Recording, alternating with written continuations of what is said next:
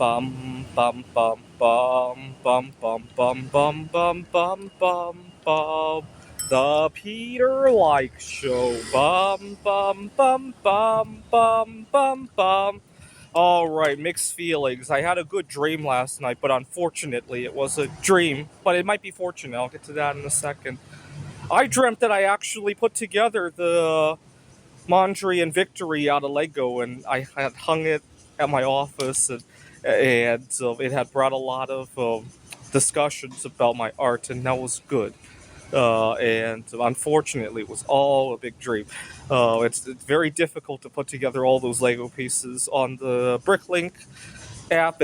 It claimed it cost $3,500, and when you try to order it, a bunch of them were unavailable anyway. So who knows how much it might cost to put them all together. I hope to go to Bricks and Minifigures. We have a store in Phoenix that has used Legos, and just dig through it and see how many of those I could find. Maybe find a little bit at a time, right? Maybe I could hang the baseboards, base plates on the wall for now, and then add Legos as I find them. Right? I guess I could do it that way too. That might be more interesting in its own right.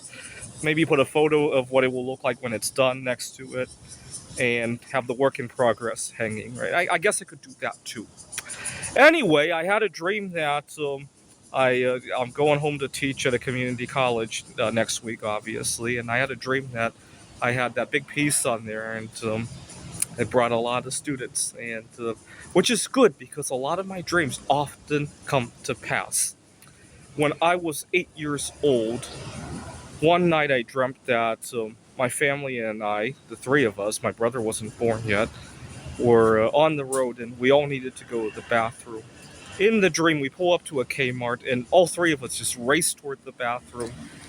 And I woke up, and I thought that was a silly dream, and I didn't think much of it, so I didn't even really tell anybody. Well, a few days later, my family and I were out for lunch on a Saturday, I think.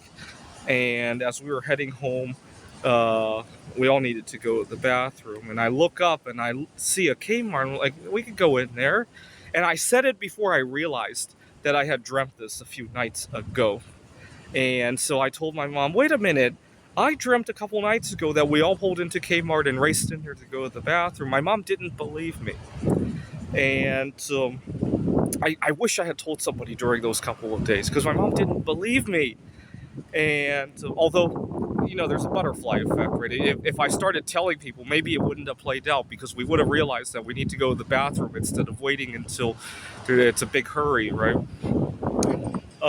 So it's one of those things you can't have it both ways. I don't know what this concept is called, right? Foretelling the future actually changes the future, right? But so at 8 years old, I just assumed that dreams were meant for predicting the future. A few years later, I'm going to college part-time now, and I love collecting coins. And 9/11 had just happened, and my mom was so upset because we would go shopping, go to the bank, and I would always ask the bank teller or the cashiers if they had any half dollars. Back in those days, if you got a roll of half dollars, you had a good chance of finding a silver coin or two. And 9/11 had just happened, and literally days after that, we were at a bank, and I asked the bank teller about the half dollars. My mom was so upset. This was the bank where my mom held her mortgage at, and she had really good relationships with all of the bank employees. And she says, do you realize what people are going through nowadays? I think you should take a break away from that. My mom was so upset. She comes from an immigrant background, right? She doesn't want to rock the boat and but I persisted. One night, I had a dream that I had gone to the bank and found an entire roll of silver coins. And you gotta understand, when you're 13 years old, you feel like you're rich when that happens. And so we went to the bank, and I asked for half dollars as usual. And guess what? An entire roll of silver. I couldn't believe my eyes. Now, at the time, the caveat is at the time, silver was like $4 an ounce. So a whole roll of silver, half dollars, $10 face value of half dollar, was only worth like $12, $13. It just felt like a fortune because I was a kid, and I've never seen all that much silver in one place at the same time. Right? Nowadays, it's not a big deal. If I find a roll of silver, it's a lucky day, but it's not like earth-shattering anymore, right? But so and then I realized I dreamt it the night before, and I was telling my mom about this. Now this was like literally a month after 9/11, and my mom was so upset. She was like, show some respect, please. My mom was so upset about that.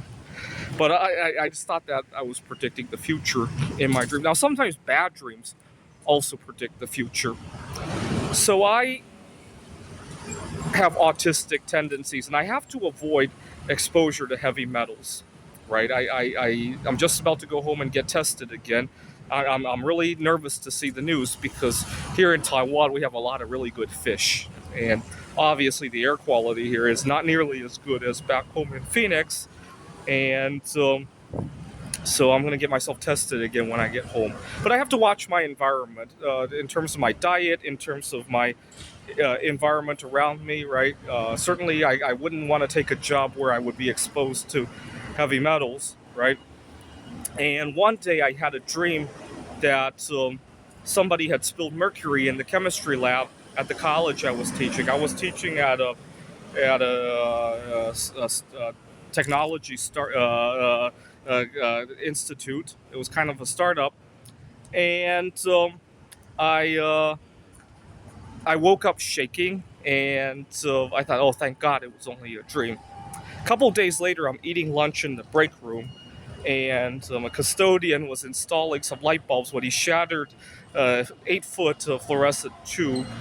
And good thing I was kind of, it's kind of funny because it was like I was all prepped up to handle that because I had dreamt it a couple days ago. I grabbed my computer and I ran out of the break room and out of the campus. And next day, I called the student, my colleague, and said, "Would you please let the students know there's been an emergency? Thank you so much." I knew I could make up the class at some other point, so I didn't need him